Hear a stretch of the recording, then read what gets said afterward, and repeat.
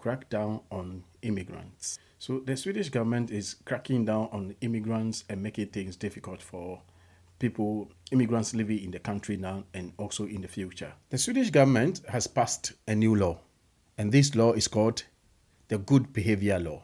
What is this law going to do?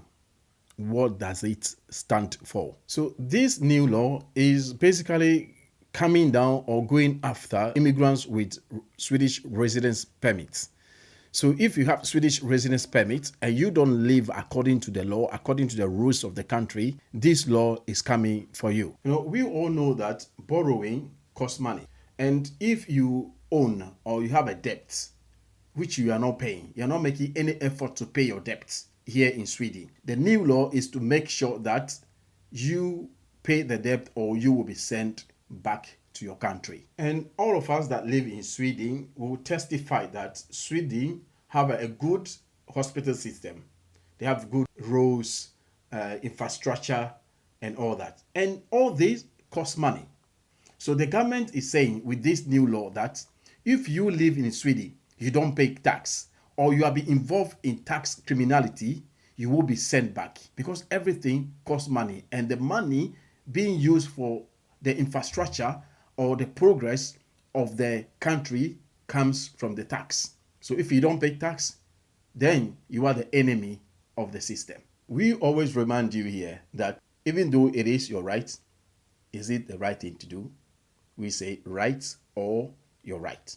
So the new law is basically saying that even though you have a right to stay in Sweden, even though you have a right to apply for a residence permit, your way of living, your attitude, the way you respect the law of the country, the way you abide by the rules of the country will determine if you should still have your residence permit or when you apply, it will be given to you.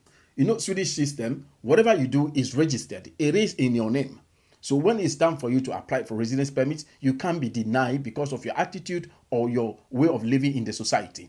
Even if you have the permits, it can be taken from you. The new law is also saying that if you have a residence permit or you are here in Sweden and you have been involved in criminality or you belong to gangs or a group of lawless people, and you apply for residence permits, you can't be denied.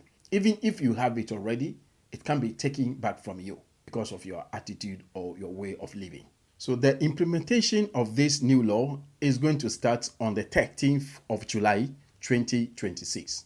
And then I ask you, is it your right or is it the right thing to do? Please let us know